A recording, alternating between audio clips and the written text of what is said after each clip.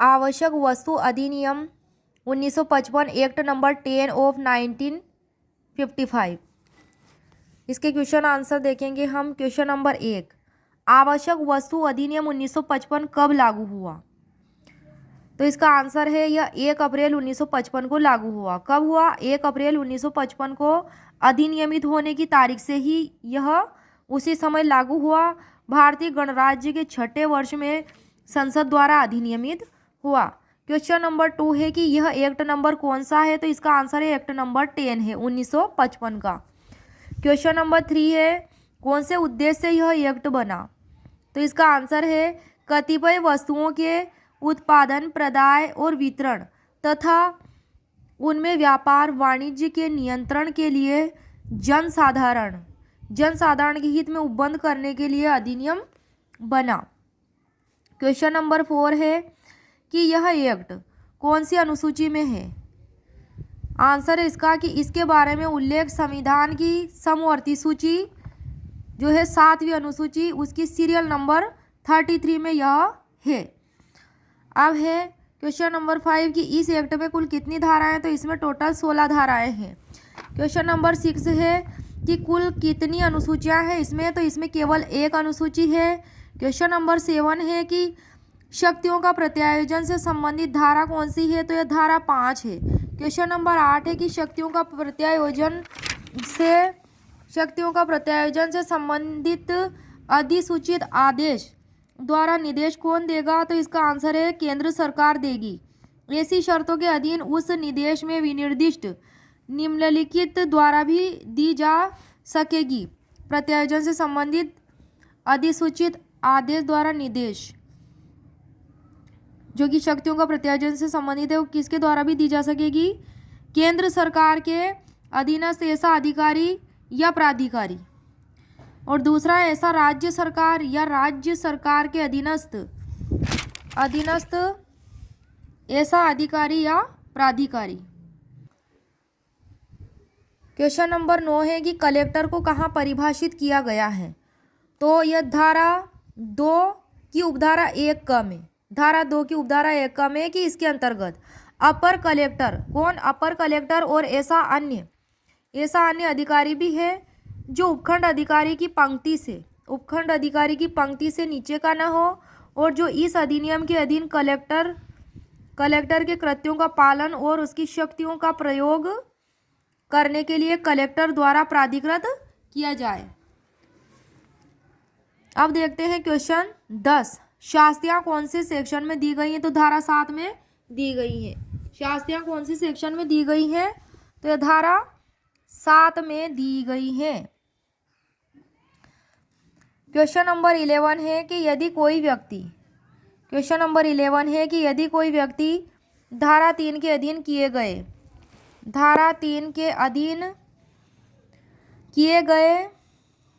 गए किसी आदेश का उल्लंघन करेगा तो यदि कोई व्यक्ति धारा 3 के अधीन किए गए किसी आदेश का उल्लंघन करेगा तो इसका आंसर है कि क में तो वह फर्स्ट पॉइंट में है कि धारा 3 की उपधारा 2 के खंड ज या फिर झ के प्रति निर्देश से किए गए आदेश की दशा में कारावास से अवधि 1 वर्ष तक की प्लस जुर्माने से दंडनीय होगा। अगर वो यहाँ वर्णित आदेश की दशा में वह आदेश का उल्लंघन करता है तो धारा 3 की उपधारा 2 के खंड ज या झ के प्रति निर्देश से किए गए आदेश की दशा में तो कारावास का अवधि जो है 1 वर्ष तक की हो सकेगी प्लस जुर्माने से दंडनीय होगा। धारा 3 से रिलेटेड अपराध है ये इसके एक्ट के। अब है पॉइंट नंबर 2 में कि किसी अन्य आदेश की दशा में कारावास कितना होगा? तो कारावास 3 माह से कम की अवधि नहीं होगी और 7 वर्ष तक की हो सकेगी प्लस जुर्माने से दंडनीय होगा। परंतु कोर्ट किन्हीं पर्याप्त और विशेष कारणों के आधार पर जिनका निर्णय में उल्लेख किया जाएगा दंडादेश देगा। तो दंडादेश देगा 3 माह से कम की नहीं होगी अवधि। और ख में है कि ऐसी संपत्ति जिसकी बाबत आदेश का उल्लंघन किया गया है तो सरकार के पक्ष में समाप्त कर ली जाएगी। क्या वो संपत्ति जब्त कर ली जाएगी सरकार के पक्ष में। ग में है कि कोई पैकेज आवश्यक का मतलब होता है इंडक्टर। आवश्यक का क्या मतलब होता है? इंडक्टर। और प्रारंभ करने वाला या प्रतिष्ठापक, किसी भी चीज को प्रारंभ करने वाला या प्रतिष्ठापक, इंडक्टर आवश्यक का मतलब। तो इसमें है ग में कि कोई पैकेज आवश्यक या पात्र जिसमें संपत्ति पाई गई हो और कोई पशु गाड़ी जलयान या अन्य प्रवहन जिसे संपत्ति को ले जाने में प्रयुक्त किया गया हो कोर्ट द्वारा आदेश दिए जाने पर सरकार के पक्ष में समर्पित हो जाएगी। वो जो संपत्ति है वह क्या होगा? ऐसे पशु गाड़ी जलयान जो भी है, चल अचल संपत्ति जो भी है, मतलब इसमें पैकेज आवश्यक या पात्र जिसमें संपत्ति पाई गई है, जो भी इसमें है, चल संपत्ति, सजीव हो या निर्जीव प्राणी जो भी हो, इसमें पशु गाड़ी जलयान या फिर अन्य प्रवहन जिसे संपत्ति को ले जाने में प्रयुक्त किया गया हो, कोर्ट द्वारा आदेश दिए जाने पर क्या होगा? सरकार के पक्ष में वह जब्त हो जाएगी, समाप्त हो जाएगी। ये बात दी गई है धारा 7 की उपधारा 1 में। क्वेश्चन नंबर 12 है कि यदि कोई व्यक्ति धारा 3 की उपधारा 4 के खंड ख के अधीन निर्देश का अनुपालन करने में असफल रहेगा तो सजा क्या होगी? तो इसका आंसर है कि 3 माह से कम की नहीं होगी, जो 7 वर्ष तक की हो सकेगी। 3 माह से कम की नहीं होगी सजा, और जो 7 वर्ष तक की हो सकेगी, प्लस जुर्माना होगा। परंतु कोर्ट किन्हीं पर्याप्त और विशेष कारणों के आधार पर जिनका निर्णय में उल्लंघन किया जाएगा तो सजा होगी 3 माह से कम की अवधि का कारावास। 3 माह से कम की अवधि का कारावास। तो ये है धारा 7 की उपधारा 2 में। धारा 7 की उपधारा 2 में है ये बात। अब है क्वेश्चन नंबर 13। क्वेश्चन नंबर 13 में है कि यदि उपधारा 1 के खंड क की दूसरे उपखंड में जो है उसके अधीन या उपधारा 2 के अधीन सिद्ध दोष ठहराया गया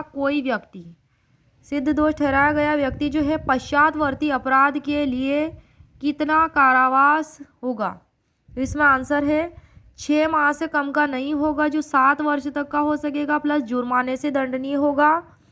और पर्याप्त या विशेष कारण अगर बता दे उसके आधार पर सजा होगी तो 6 माह से कम की अवधि की हो सकेगी। ये बात धारा 7 की उपधारा 2 का में दी गई। क्वेश्चन नंबर 14 है कि उपधारा 1, 2 और 2 का के प्रयोजनों के लिए उपधारा 1 के खंड क के उपखंड 2 में 2 के अधीन या उपधारा 2 के अधीन किसी अपराध से जन साधारण या किसी व्यक्ति को कोई खास हानि ना हुई हो तो सजा की अवधि। तो कोई अगर खास हानि नहीं हुई हो जन साधारण या किसी व्यक्ति को तो सजा की अवधि कितनी होगी? तो इसका आंसर है 3 माह या 6 माह से कम की अवधि की नहीं होगी कारावास। और ये बात दी गई है धारा 7 के उपधारा 2 ख में दी गई है। क्वेश्चन नंबर 15 है कि जहां उपधारा 1 के अधीन किसी अपराध से सिद्ध दोष हुआ कोई व्यक्ति किसी आवश्यक वस्तु की बाबत किसी आदेश के उल्लंघन के लिए किसी अपराध का पुनः सिद्ध दोष होता है तो क्या सजा होगी? तो इसका आंसर है वहाँ वह कोर्ट जिसके द्वारा ऐसा व्यक्ति सिद्ध दोष किया जाए उस शास्त्री के अतिरिक्त होगी। शास्त्री के अतिरिक्त और आदेश द्वारा निर्देश दे सकेगा कि वह व्यक्ति आवश्यक वस्तु से 6 माह से अन्यून होगी और ऐसी कालावधि तक जैसे आदेश में कोर्ट द्वारा विनिर्दिष्ट की जाए कोई कारोबार नहीं करेगा। कारोबार भी वह नहीं करेगा और निर्देश क्या देगा, वह व्यक्ति आवश्यक वस्तु से 6 माह से अन्यून ऐसी कालावधि तक और जैसे आदेश में कोर्ट द्वारा विनिर्दिष्ट की जाए कोई कारोबार नहीं करेगा। ये बात धारा 7 की उपधारा 3 में दी गई है। अब है इसमें क्वेश्चन नंबर 16 की खाद्य फसलों के अंतर्गत क्या शामिल है। खाद्य फसलों के अंतर्गत क्या शामिल है, तो इसमें आंसर है धारा 2 की उपधारा 1 ख के तहत इसमें गन्ने भी शामिल है। कौन शामिल है, गन्ने की फसलें भी शामिल हैं। क्वेश्चन नंबर 17 है कि प्रयत्न और दुष्प्रेरण कौन सी धारा में है, तो धारा 8 में है। क्वेश्चन नंबर 18 है कि धारा 3 के अधीन आदेश का उल्लंघन कब किया गया माना जाएगा, तो आंसर है इसका कि किसी व्यक्ति के बारे में किसी आदेश का उल्लंघन करने का प्रयत्न करता है या उल्लंघन करने का दुष्प्रेरण करता है, या तो प्रयत्न करता है दुष्प्रेरण करता है, तब ऐसा समझा जाएगा। क्या समझा जाएगा कि धारा 3 के अधीन आदेश का उल्लंघन किया गया है। अब है क्वेश्चन नंबर 19 कि अधिसूचित आदेश से क्या अभिप्रेत है, तो इसमें आंसर है कि धारा 2 की उपधारा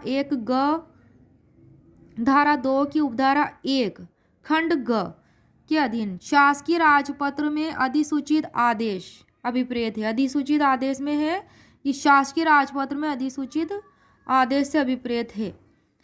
धारा 2 उपधारा 1 खंड ग। अब आ जाते हैं क्वेश्चन नंबर 20 पर कि अपील से संबंधित प्रावधान कौन सी धारा में, तो धारा 6 ग में है। 6 ग में